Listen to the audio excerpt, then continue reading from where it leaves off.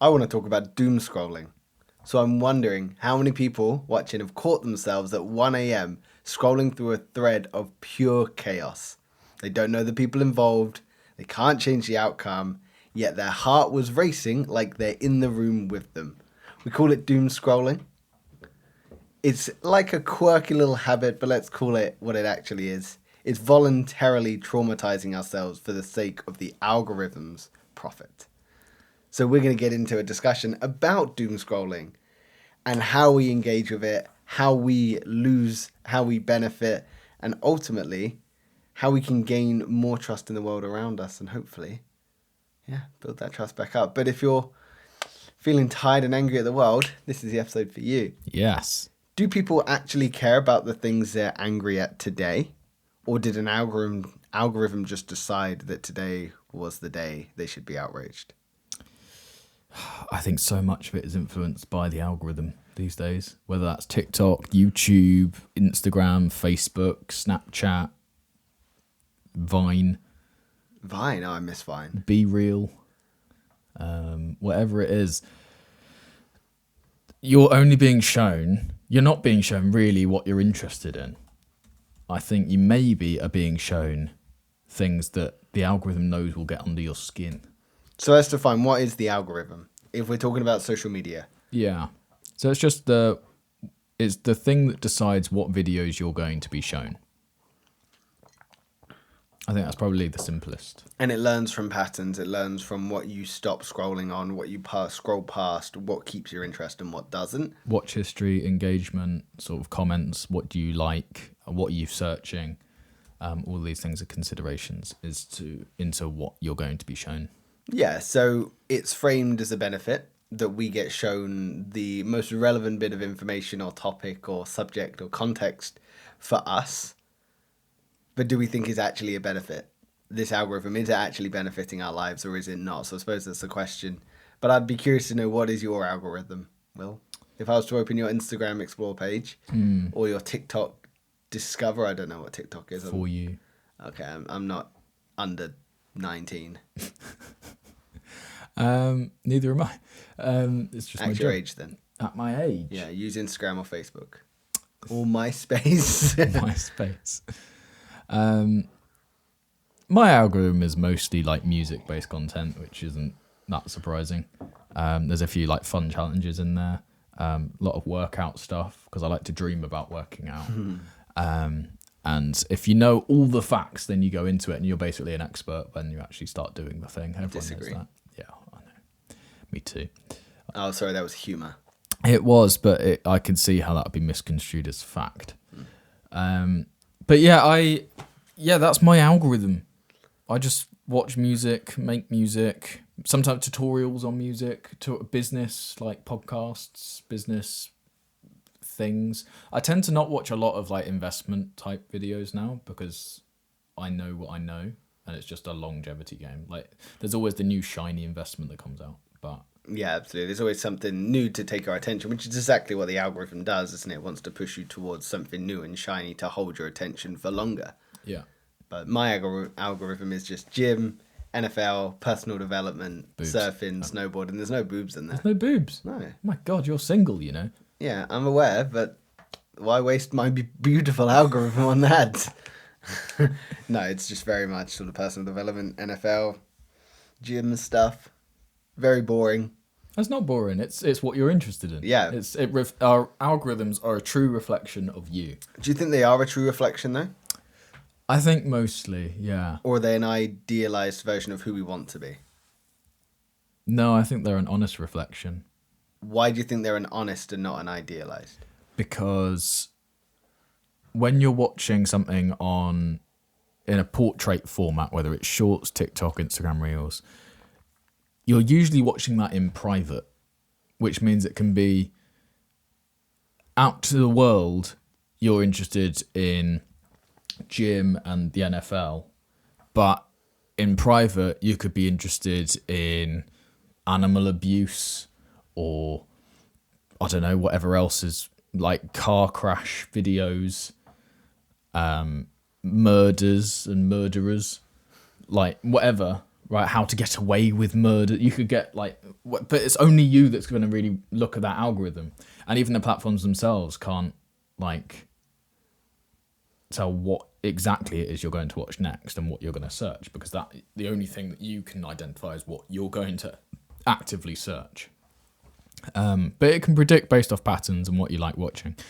And it can obviously see your watch history, which is how it decides what you like watching, and your watch time on the thing and what you decided to stop scrolling on. There's lots of these different metrics. So I think why this discussion is going to be really interesting for those that are still here with us is you are on one side of the algorithm. What I mean by that is Will Taylor has a YouTube channel with 400,000 subscribers, nearly at 500,000, trying to get there. And you are very much on one side. You can both be the producer and the consumer. Yeah. So I'd like to think we'll get a very unique insight. What are you looking for when you produce content to stop people scrolling? How can you control people's minds enough to bring them into your videos? Yeah. Well, if I tell you that, I'd have to kill you. No, I can tell you. That's the least threatening threat ever. Stop it. People need their attention to be caught. Now, there's a couple of psychological things you can do. Like, you know, fire alarms? Yes. If you hear a fire alarm, instantly you go like that. Grabs your attention. Right? That's what you're trying to do with the hook of a video. You need to grab their attention by something that is instinctive, not something that they're going to go, oh, this looks interesting. Because the, oh, this looks interesting is only a very specific type of person that's going to think that. I think something that's like an alarm, or mine, I've got a little bell at the start. I go, ding. It's like, oh, has the bread arrived? I don't know. You just imagine there's a bread bell, do you? Somebody on a bike and they're delivering loaves to your house and they ring the bell out. What generation are you living in? That's just, you know, it works. Okay. You know, carry on. I assume that everyone who watched my K-pop Demon Hunters things instantly thinks, oh, the bread's here. That's what I was imagining. And then if you couple that, because obviously you can't just have a sound effect with a black screen. That's not going to grab people's attention. But maybe a sound effect like a fire alarm or a bike bell, and you on screen might be interesting. But then maybe that doesn't stop the scroll. So then you take it one step further. Maybe you need to draw them in. How do you draw in a viewer? You sort of got their attention with the sound, but visually it's not very stimulating, and people like to be stimulated. So you add in a little zoom in. You're literally pulling them into the content. So you've got the bell, you've got the zoom in all in one go. Then maybe I would say words. And if I say words... Carry on. If I say words, how do I deliver those words? Am I speaking passionately? Am I monotone and very boring and could just talk like this all day and not really grab your attention? Or am I going like, today I'm doing this? It's like, that's far more engaging. So what you want to do, you want to compile all of those things. You want to have like a fire alarm or a bell.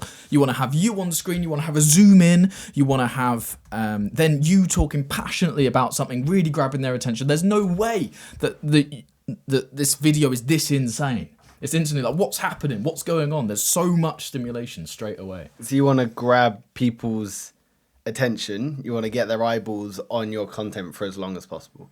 Yeah. What benefit does that give to you as the producer, and what benefit does that give the consumer, if at all?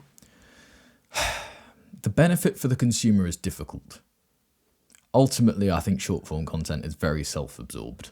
Okay, so you're saying there's arguably no benefit for a consumer in short form content on average. Because naturally, if you're scrolling through and you're getting Mark Manson, Alex Hormozy, Chris Williamson, Stephen Bartlett on repeat, likely there's some benefits to the consumer.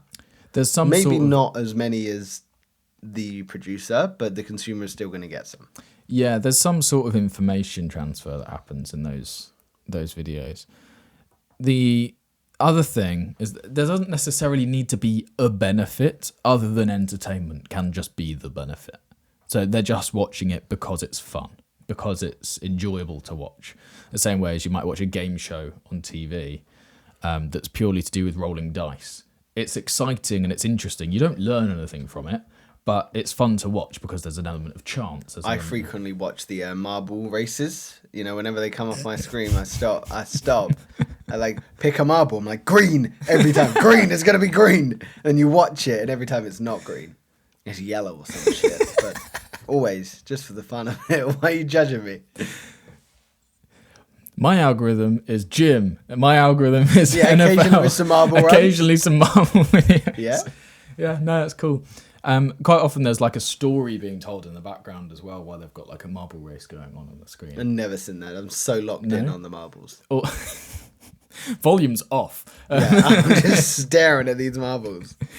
I forgot to mention as well, grabbing people's attention, captions on screen, subtitles. So there's a lot going on to capture someone's attention, you know, so we need to try and get as many eyeballs and maximize the algorithm to get people to lock in. You said there's benefits to the producer but less so to the consumer. Yeah, I mean the benefits to the producer are just exposure.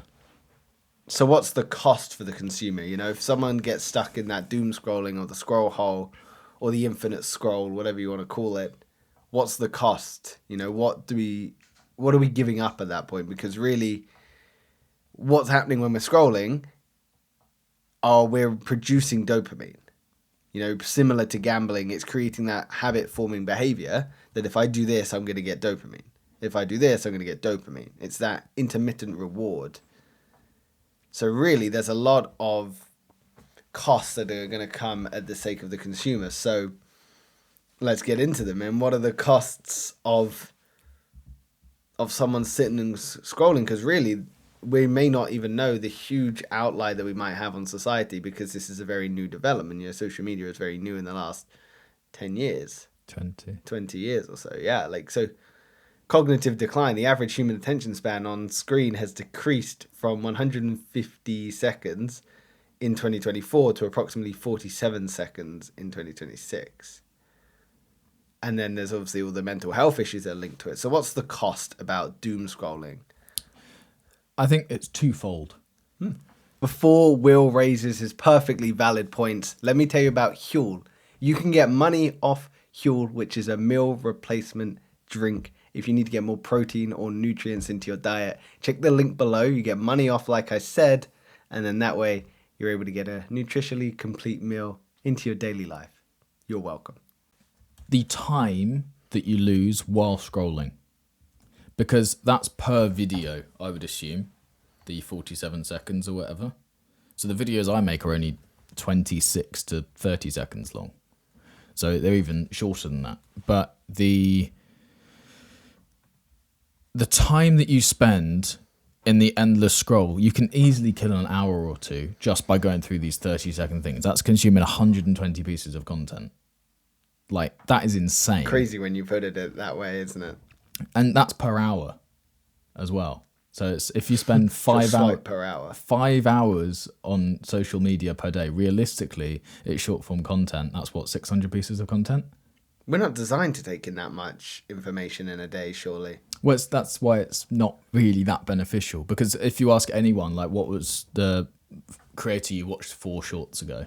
Nobody can tell you. Marble Run. You assume. Could have been boobs. Why are you so fixated with boobs? It was a problem for a while. I've got over it. I watched a lot of tennis stuff. Okay. That fixed. Did you just hit the not interested, or was it too difficult to hit not interested on boobs? Is that a thing? Yeah, on social media you can say not interested. Okay, the other question is that a worthwhile button on a boob video? Yeah, absolutely. If you don't want to see boobs. I don't understand that mode of thinking. Okay. Well, there's times where I might get like a bit of right-leaning information that I don't want to know about. I only want to consume the information that's relevant to me. So I was like, not interested. Interesting. So what do you think the cost is? Okay, this is the avenue I want to go down first of all. Is if the algorithm is tailored to you, you're only going to be reinforcing views, thoughts, and opinions that you have. Yeah.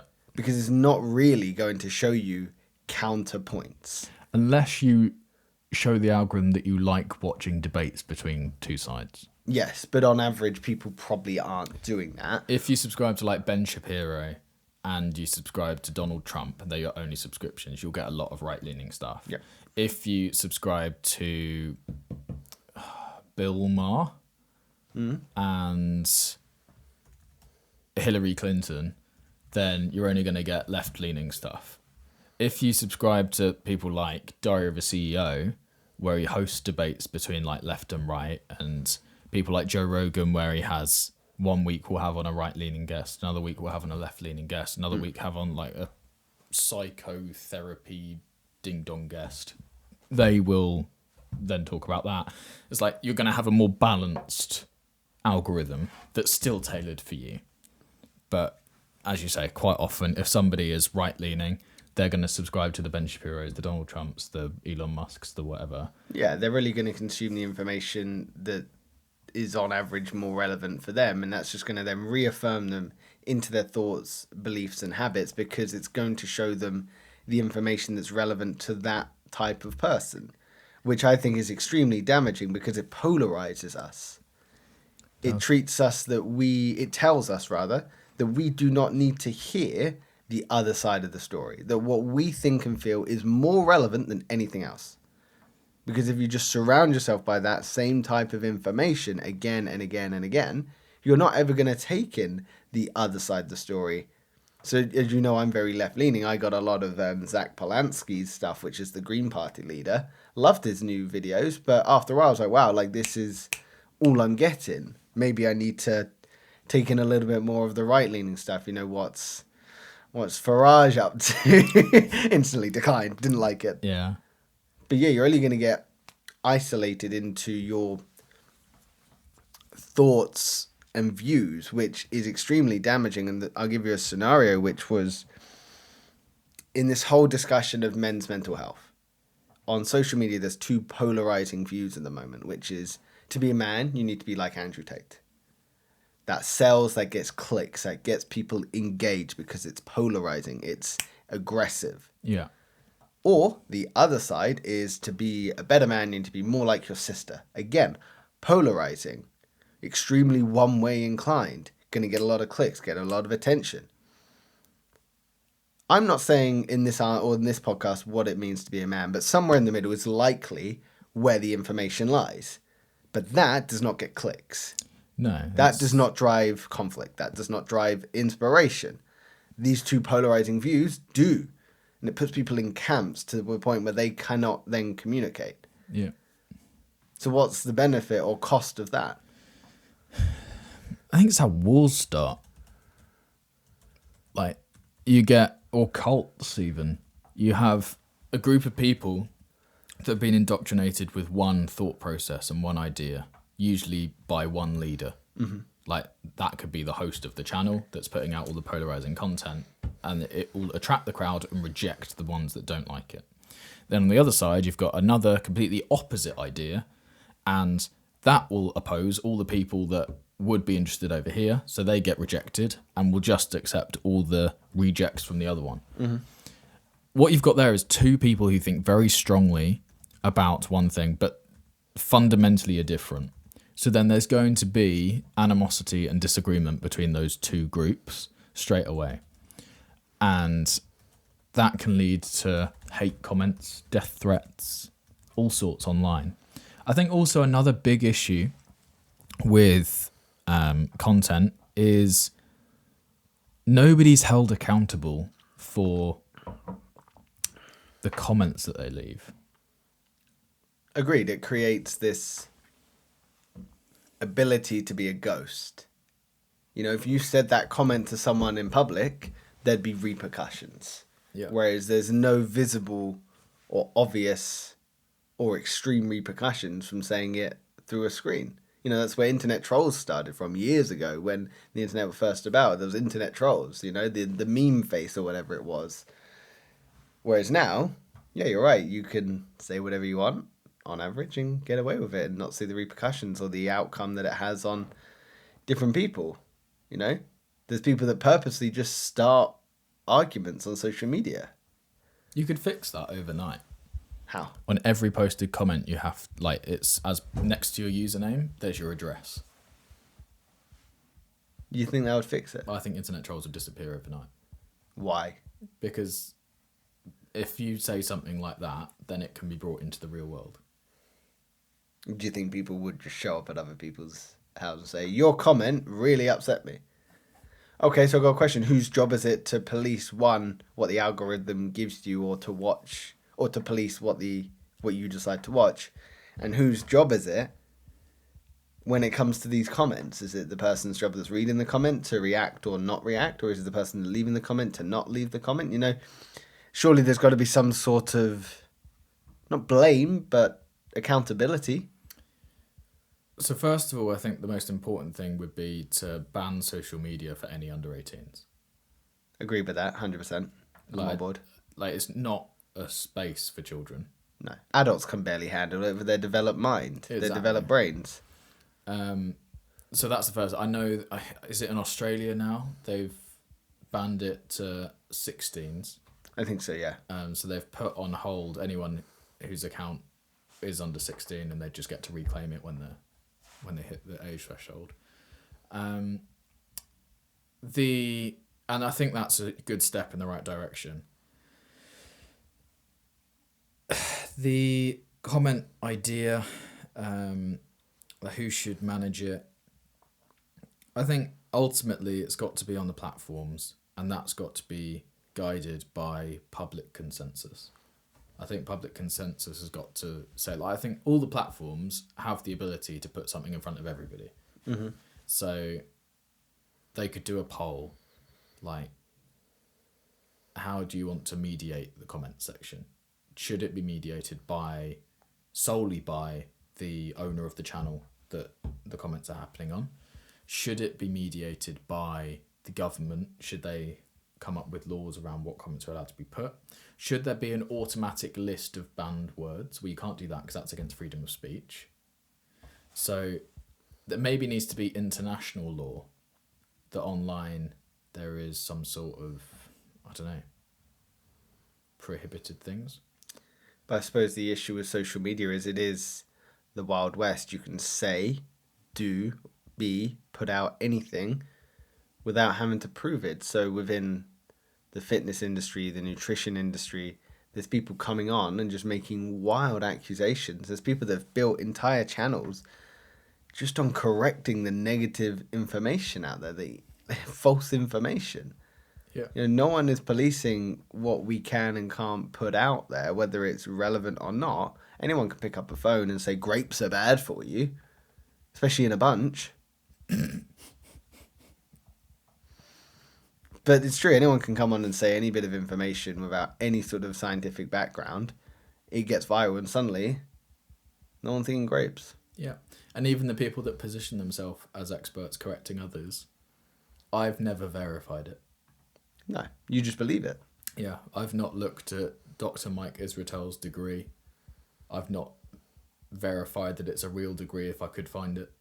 I've not verified that he was ever a lecturer at such and such university. Yeah. You know? But I believe what he's saying. Maybe it's my own stupidity, But again, there's people that are going to argue against Mike Israel, and there are people that argue against that, and then people that argue against that. It's just this self-fulfilling prophecy because people can put on whatever they want. So it's definitely some autonomy needs to be placed onto the consumer. You know, it's the whole argument of, say, like alcohol. We know alcohol is bad for us, yet we still sell it widely everywhere. You know, it's whose job is it to make sure you don't drink enough? Well, it's yours. You know, we could have rules and laws in place, but it's your job. Same with social media. It's your job to make sure that you're not, you know, rotting your brain, because the emotional and psychological costs of doom scrolling is like heightened anxiety and depression, irritability and anger, you know, it reinforced negativity bias depending on what information you're consuming. There's so much to digest in there that we just don't even take it, we don't even think about it on such depth, when in reality all we do is we pick up and we just start scrolling. And you said it before, you go to do something on your phone, next thing you know you're on Instagram, you're like, how the fuck did I get here? Yeah. It's dangerous.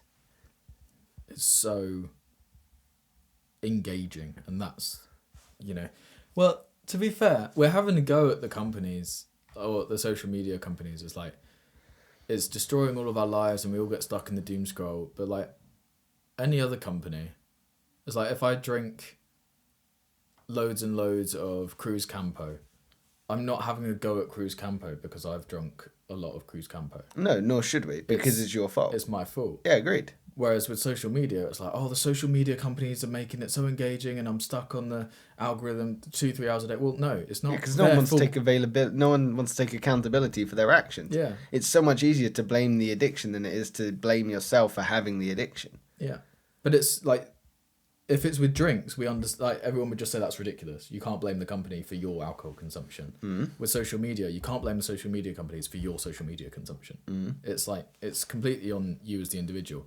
I would like to caveat all of this by saying I fully encourage everyone getting lost in the doom scroll, because I'm now at a competitive advantage if you have a dead brain.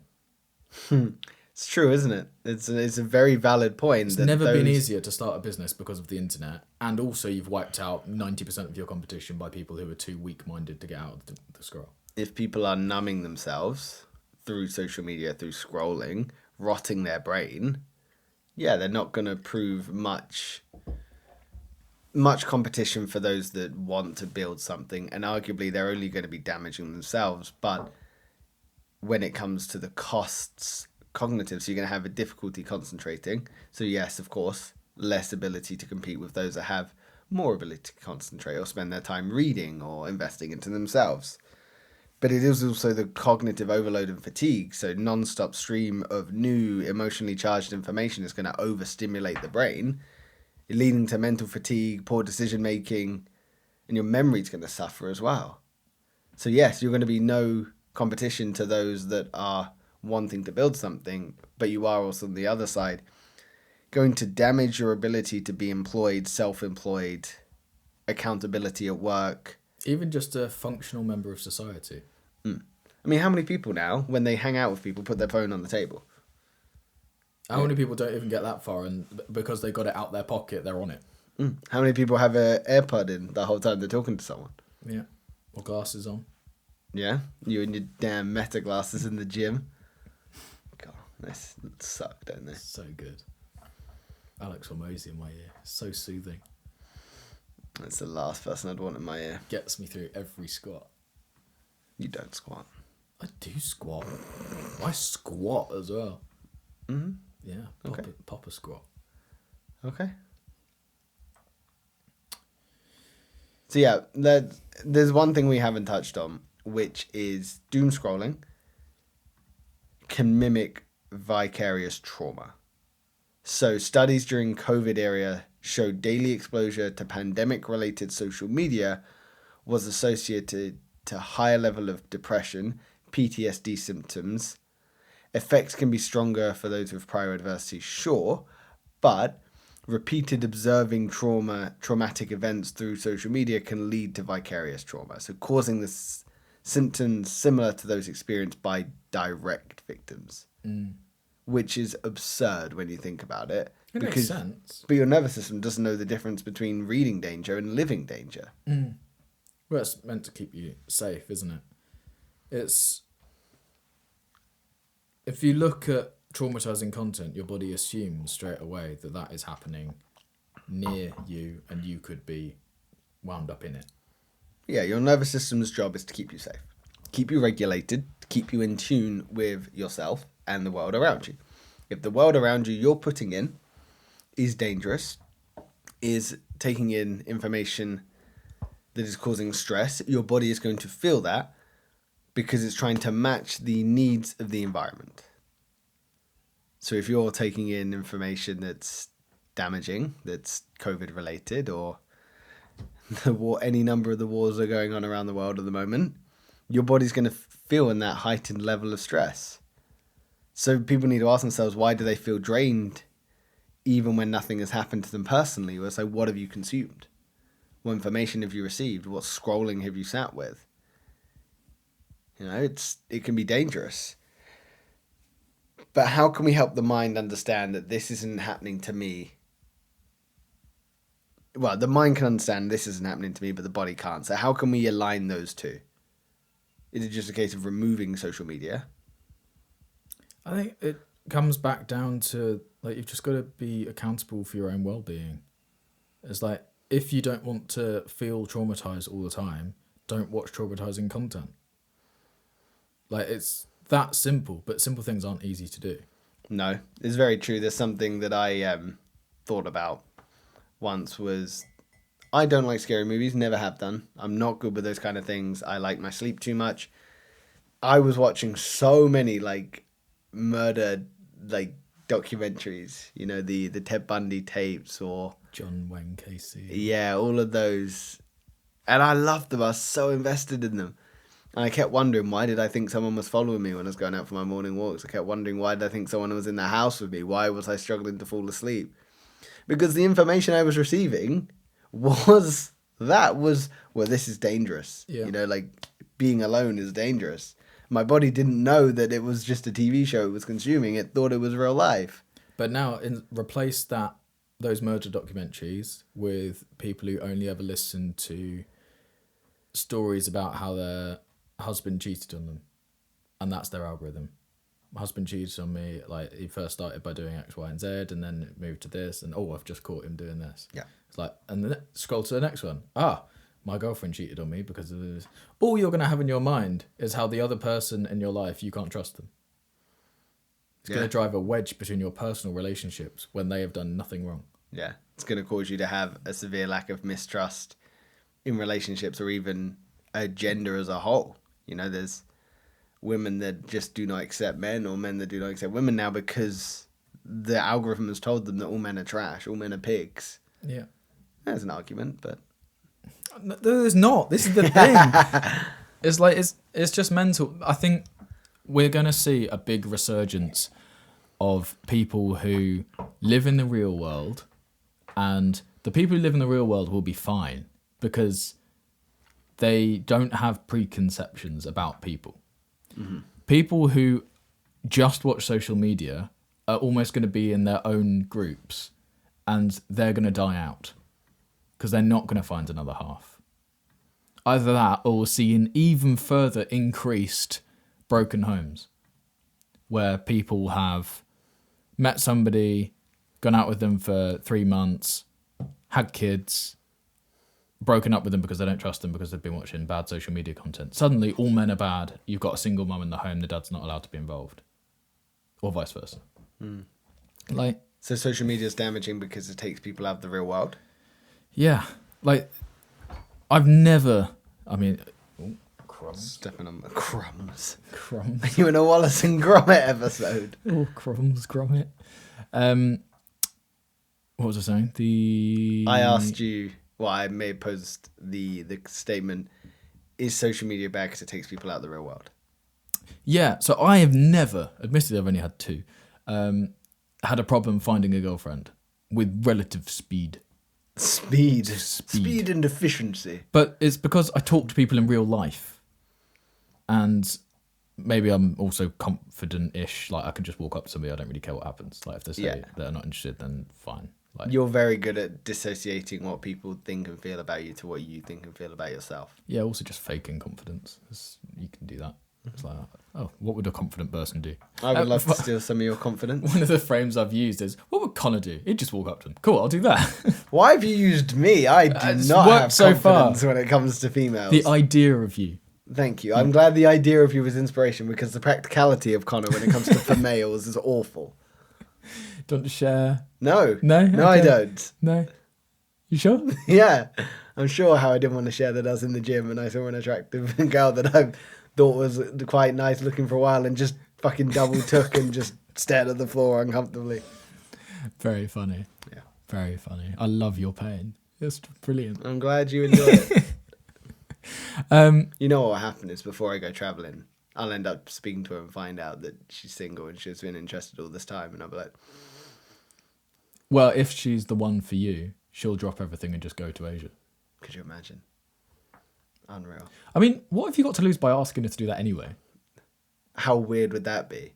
hey, I noticed that you've been staring at me a lot in the gym. This is you talking to her. Yeah. She'll be like, no, I'm not. She's instantly on the defensive. She wants to try and make things better with you.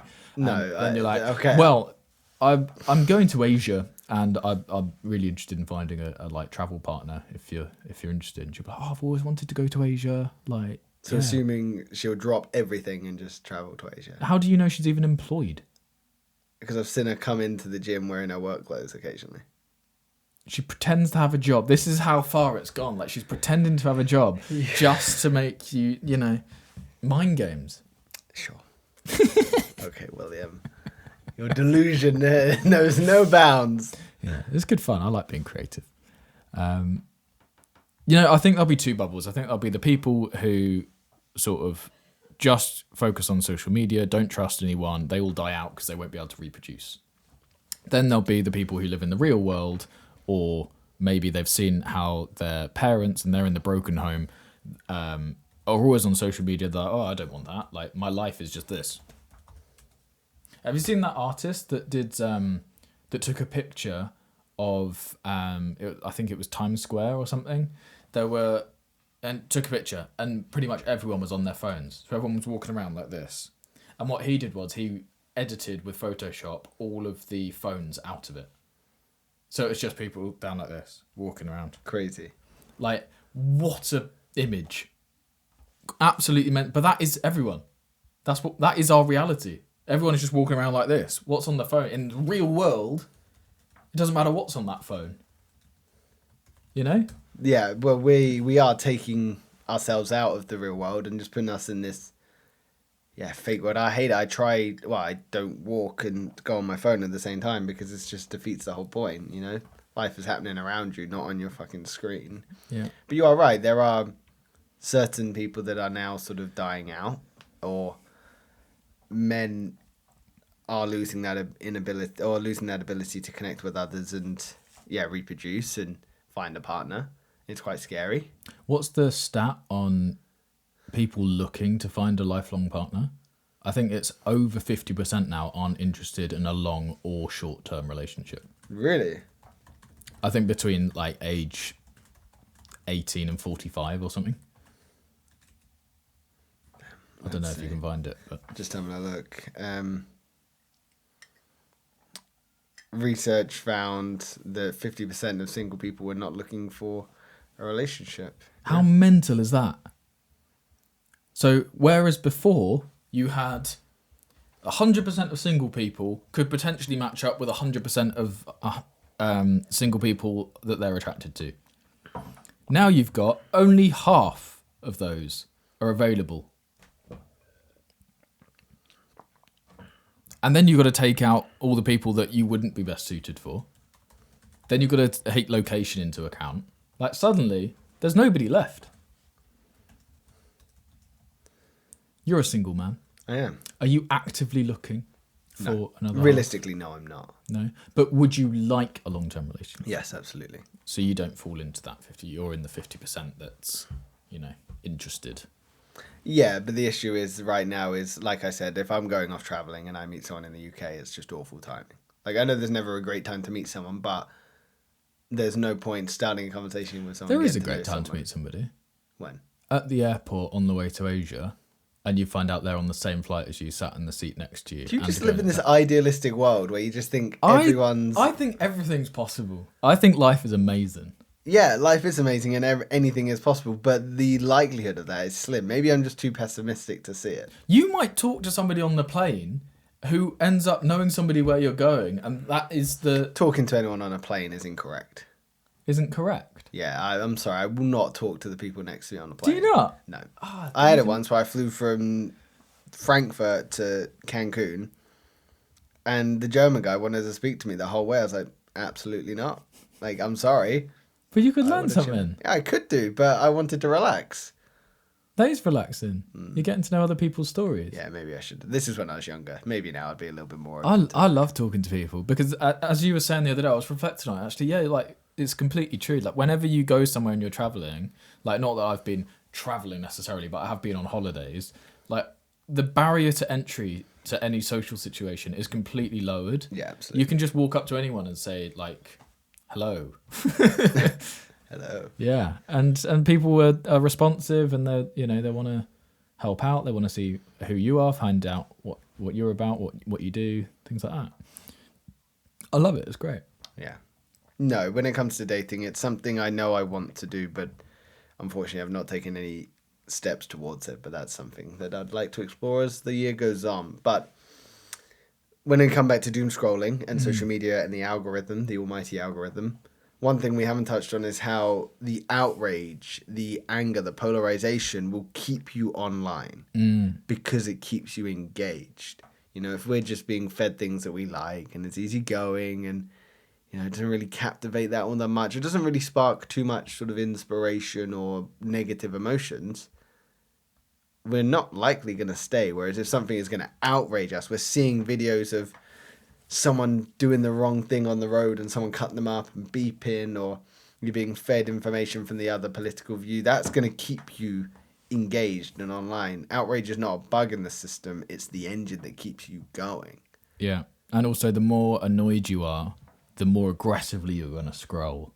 I'm like, no, this person is wrong, and you're gonna probably watch it for longer because you're commenting, and you're going to be like, no, this is completely wrong. And you're likely then going to go into the comments and start arguing with other people who are then just going to reaffirm your view in your mind because they're obviously wrong, because how could they have that misguided mindset and so uninformed, immature, childish? Yeah. I do wonder how much, you know how we said the algorithm knows you, like if it deliberately puts in things that people disagree with, if they think, oh, well, your usual session time is half an hour, when it gets to like 28 minutes in, it starts showing you stuff that you're going to strongly disagree with just to try and keep you. Just to keep longer. Yeah, I wonder. Because it knows what you like and what you would disagree with. Yeah, I suppose when I think about that in my algorithm, if I look at, so the NFL playoffs, when we're filming it right now, are going to start this weekend coming. I'm Very a Bills exciting. fan, which is no shock to anyone. Go Bills. Likewise, Yeah, apparently. apparently. My first season, I was a Panthers fan. You were. They're in the playoffs this year. Second season, I was an Eagles fan. And then since then, I've been Bills. And Eagles have won Super Bowls, and Panthers have Done nothing. done nothing. But no, like, so when it comes off with all the like playoff predictions, all these people giving their insight, anyone that says the Bills is going to the playoffs, I'm like, yep, agreed, scroll past. Anyone that's like, oh, like I've got the Bills going out first round to the Jags, I'm like, why? Why? What? How? Incorrect? Let me read the comments. No, it's not Duval, it's Bills. But it's true, like it keeps me engaged. Yeah. That outrage, that like question to my status quo, to my reality, to my wants, beliefs, fears, likes, dreams, desires, that's going to keep me there longer. That's going to keep me more engaged. So I'm curious, maybe, yeah, social media is feeding you things you know you're going to disapprove of to keep you there longer. What would keep you longer in terms of disapproving?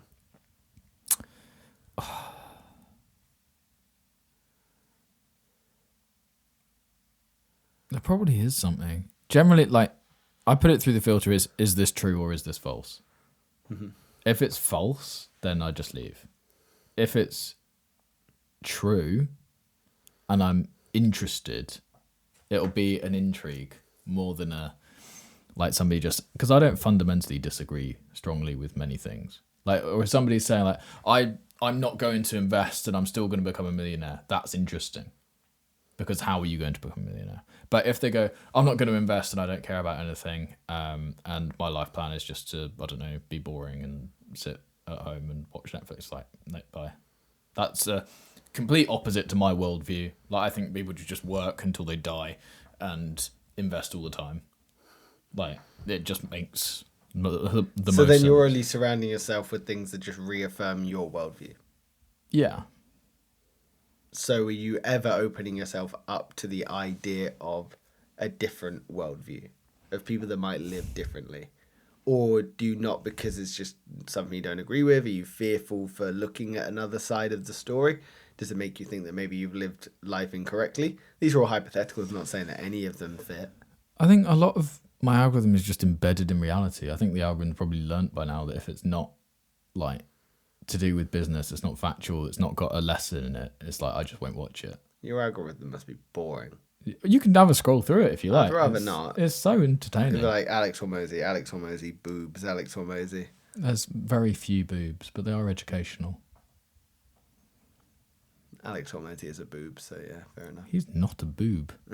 Take that back. But how do you feel after you've been sitting there doom scrolling? Because for me, after I've been sat there, even if it's like 1, 2, 3, like a small amount, I feel like my eyes kind of glaze over. My brain goes a bit numb. I feel like I've just kind of been locked in. I feel like I've just done an hour of mental arithmetic problems. You know, I feel like my brain's just been locked in on an issue it's trying to solve, and I come out of it and I'm like, wow, oh, I'm fried. I need a break. Oh, let me go scroll again. You know, like I feel like it's a self-fulfilling prophecy. It makes me tired, so I want to go back to it because it just numbs me. But it fries my brain. It makes me feel completely disassociated. I do completely glaze over. Saps your motivation to actually get up and do something as well.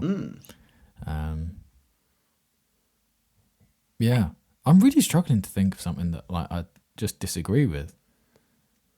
I think so much of my thing is either entertainment or it's just stuff on investing. Then do you think you're an agreeable person? No. No, I don't either. I think I'm agreeable with people that say things that are true. Or you're agreeable with people that say similar things to what you believe. No, but there's like the things that I believe are true. Like if you invest over a 20-year period, you will not make a loss. Are you religious? Not really. So would you listen to someone that is religious? Okay. Yeah, but like it doesn't mean that I have to take on the worldview just because I've watched somebody talking about it. I'm interested to find out their perspectives. Like I never look at anything with like negative eyes. I don't go into a situation thinking you're wrong. Like that's how, you just wait for them to tell you they're wrong. Well, yeah, or just don't engage. It's like it's very easy to just keep yourself safe. If you're like if you're open minded to everything and you look at something, you're gonna like figure out what stuff you believe in and what stuff you don't believe in, and you're not going to spend the time on stuff that is just false, and you're going to spend the time on stuff that's true. It's like, and if you do fact check things, or it's related to your real life experience, like because so much of my algorithm is business related, it's like it's mostly advice. It's like or different scenarios on where somebody did this or how somebody got out of debt in this scenario. Now maybe I'm not using it to get out of debt, but I could use the same principles just to save more. Okay. It's pretty boring, but it's my algorithm. I like it. As you should, because it's yours, and be proud of it. Be proud of your boring algorithm. Yeah, it's done well for me, is it not? You tell yourself that, mate. So, do you think this outrage that the algorithm is trying to feed us, this disagreeableness, do you think it's going to give people a sense of purpose and participation in the world at large? Because what I'm curious of is we use social media as a way to connect with the world, but you could argue social media is a way to disconnect from the world. So does this outrage give people a false sense of purpose, or does it give people an actual sense of purpose? My thoughts are it would give people a false sense of purpose because it's removing people from the reality of their social environment. You know, we're social beings, we are communal beings, we should be based in the community and the realities we're living in, whereas social media is going to create outrage which may or may not be relevant to the life we're living right now. But if you feel like you can put a comment in and then argue with someone that's halfway across the world about a point that neither of you are informed about, that's in a third country that neither of you live in, it's going to give you a false sense of purpose. So you're going to feel like you're participating in the world at large when you're not. You're just arguing with some other person that's arguing with you. Yeah. So do you think it gives people a sense of purpose or a false sense of purpose? I think the individual thinks it's a true sense of purpose. But I think the reality of it, as you say, is if you haven't changed anything in the real world, what have you actually done? Like, it's false purpose. Agreed. But the algorithm doesn't care about your input. It cares whether you're reactive to that. Yeah, it sees how long you've watched it for, and it sees how engaged you were, and if you went in the comments and were writing loads of stuff. That's why loads of creators are like, oh, like I love all my haters, because they propel you better than any true fan can. because they're just going to disagree with everything, and they will comment saying that they hate you on every single comment section on every single video you have. It's like, cool, thank you. You've not only given me loads of watch time, you've given me engagement on the video as well. But again, that's from the producer standpoint. Yeah. But like, from what other standpoint could we look Consumer. at it? From the consumer standpoint, what, as the person who likes the content or as the person who dislikes the content? Either or. Do they feel like they have a sense of purpose? No, but I don't know how anyone can withdraw purpose from life without being self-employed and running a big business. Yeah, but that's just you and your mindset. In reality, people define purpose in their own sense, but is it relevant to find purpose in social media and engaging with the algorithm that's designed to get you to react? I don't think so. No, I agree. So I'm curious whether people need to ask themselves, am I consuming information or am I just being emotionally recruited? Oh, that's interesting. Because if people are going to sit with that when they're scrolling, are they consuming relevant information that's going to help benefit them? Whether that's business, whether it's marble runs, whatever it might be. Are they being informed or are they being emotionally recruited? Are they being drawn into the algorithm? I think they're being drawn in. I mean, that's the algorithm's job, isn't it? It's just to keep you on the platform. Like you've probably heard, we live in an attention economy. It's like wherever you spend your time and put your eyes is the value these days. Because people have realised that if they could get all the eyes in the world to look at their product, they could sell it. Yeah, I suppose. So our attention is the product social media are trying to gain. Yeah. What's this? I can't remember who it's by. There's a saying, if you can't see the product, you are the product. Like that, man. That's very true. So I suppose you've touched on it a little bit, but maybe we need to dive in deeper, which is the biggest cost of all of this is distrust. Because yes, there's going to be sadness and anxiety and depression that all comes from this, but it's distrust as well, because prolonged exposure to threat narratives is just going to reshape how we see people and how we view the world. So if the world begins to feel hostile, divided and unsafe because we've received that information, even if that's not reality, that's how we're going to start to navigate. And I'm convinced that is playing a part in our current world. People being polarized, people are being forced into camps. People are viewing the world as negative rather than actually getting out there and seeing what the world is actually like. Yeah. Rather than listening to a conversation of two people with opposing views on your political beliefs and then getting irate because these people have been deliberately designed to have a negative, engaging conversation to spark your interest. Go out and actually have a conversation with someone that has a different political leaning to you. You know, I'm not religious, but I will have discussions with people that are religious, and it won't end up being this big video that would end up being viral because people are like, oh my God, they're disagreeing. Oh, he said something mean. Like, it's an honest discussion where I want to try and learn what their standpoint is. Yeah. Yeah, it's distrust. So the doom scrolling erodes the trust in the institutions, communities, and strangers. Yeah. And as you've mentioned, in relationships as well. Yeah. I think what you said, you go out into the real world and have a conversation with somebody with opposite political beliefs or whatever. But it can just be go to the pub and just talk to somebody about their day. Like, see what people are really doing. Because your whole... If you were to just be brought up inside and you could only watch YouTube, you'd think everyone is out there blowing up cars and like doing these really fun challenges where they win $1 million and where they, I don't know, what else do people do? Like play hide and seek in massive mansions and go surfing on the beach and this crazy glamorized stuff. And then you go out into the real world, it's like, there's traffic. Yeah. Like, oh, there's a speed camera. Like, you can't just drive 200 miles an hour. Oh, there's a family with their kids walking on the seafront. Yeah. Oh, nice. Like, it's so mundane, real life, and it has to be. Because can you imagine what life would be like if everyone had a back garden? In that back garden, they were like, this week we are seeing if a tank can blow up this thing of fish. Like, if everyone was doing that, it'd be like you couldn't sleep. What's the thing of fish? A big fish tank. Container. Container. Yes, a container of fish. Thing of fish. Yeah, you're right. Life is somewhat mundane, but that doesn't sell, does it? No, but that's fine. Like, maybe this is why I'm saying social media should just be used for entertainment or information gathering. Don't use it to get well, should it be used for information then? It's difficult. So you want to try and, sorry to interject, you want to try and change your role or relationship with social media rather than consumer.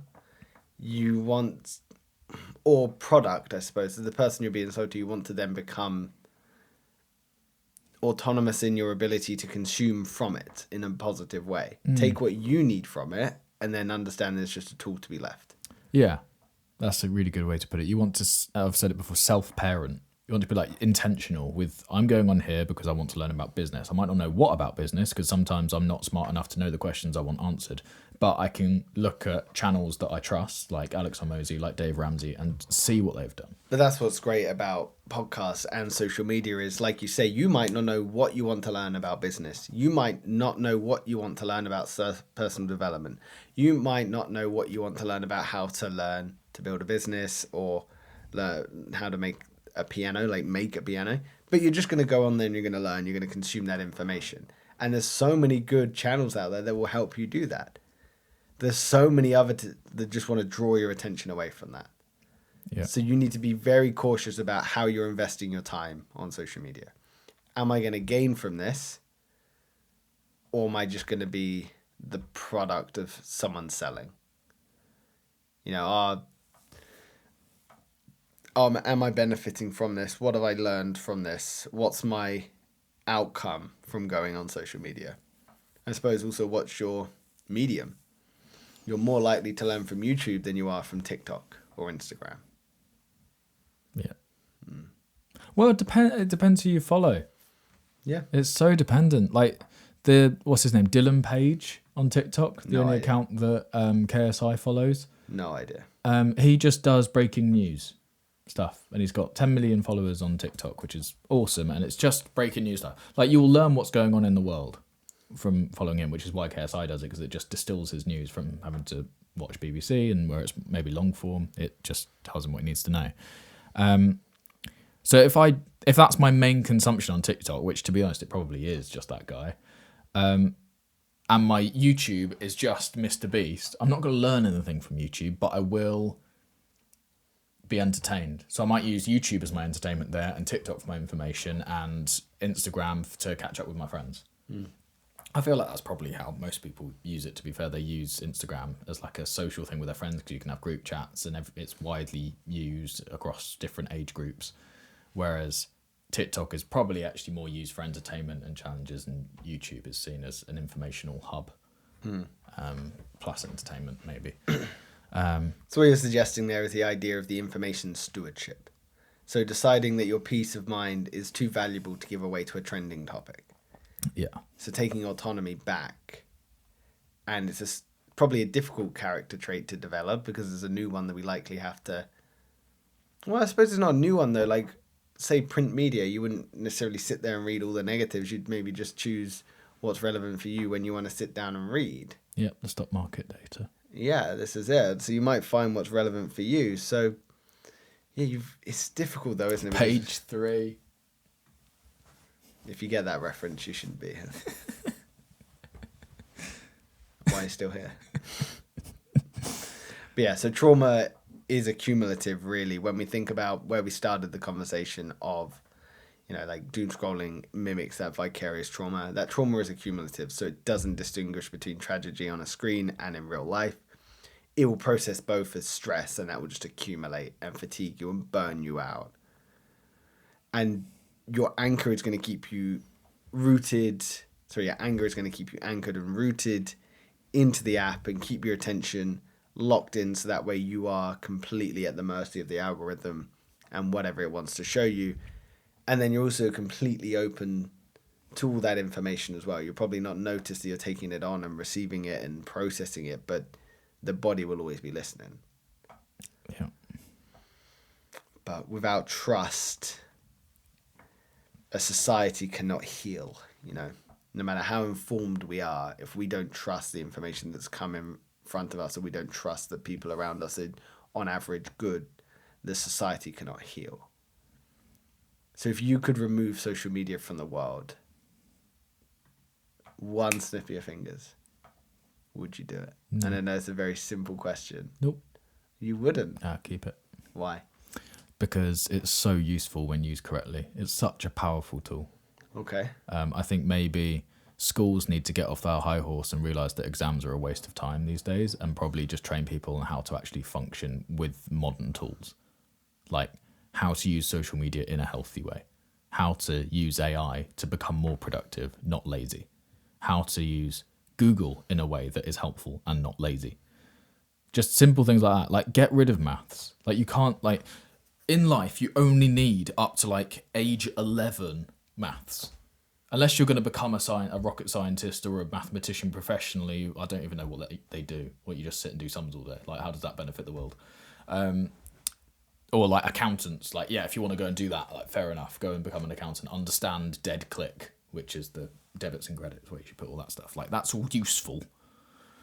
But for most people, you can run a £1 billion company just with like age 11 maths. Because did you minus more than you added in a year? That's basically what you're asking. Did you make a profit? Did you make a loss? Like, it's that simple, but you just need to, if social media is that big of a threat that in the world people are like shooting Charlie Kirk, for example, that person wasn't using social media in a healthy way, you know? Just learn how to use it in an effective way for you and your life. Don't use it to antagonize yourself. Use it to make your life better. I think the main problem in society is humans as a whole don't want to get better. Humans want to take the easy way out. So what tools would you tell people to be able to make themselves better with social media? You're teaching in school. What are the 1, 2, 3 bullet points you're like, this is how you use social media effectively? You must come away every social media session having learnt at least one thing you can implement in your life. And if you haven't implemented it yet, you're not allowed to go back on social media until you have. Okay. This is tough to come up with on the spot. Yeah, I apologise. I've thrown you under the bridge there. Use social media to connect with people who inspire you / have what you want out of life. As in, try and find mentors, try and get some sort of positive additional thing that you wouldn't be able to get in regular life. So as a connectivity tool. Yeah. Okay. So I've got learn something from every social media session. Don't go back to it until you've implemented it, because that means you're actively learning. Yeah, you're engaged with the learning. You haven't only watched it and listened to it, you've then implemented it and done it. And because then the social media becomes a learning tool as opposed to a social media based tool. Yeah. Then what did I say next? Reach out to mentors, people that, and for some reason in my head growing up, like everyone, all the big millionaires that I used to watch were like, oh, and I had this mentor for this, I had this mentor for that. Like, don't think of them as a mentor. They're just people who have what you want and you just want to learn something from them. But anyone could be a mentor. Like, you're a mentor to me in terms of the gym. Mm-hmm. Like, I wouldn't put you up on a pedestal and go like, oh yeah, Connor, the great mentor of my life. You should, but that's fine. I maybe should, but yeah. It's change your relationship with words to make them work for you. Mm-hmm. Like, if mentor doesn't resonate with you, the person that has everything that you want, or if that doesn't work, just somebody that you look up to, or somebody that is a positive influence, however you want to phrase it. Somebody that you idolize. However, it's all the same thing. And maybe the final one, if I had to distill it down to 3, would be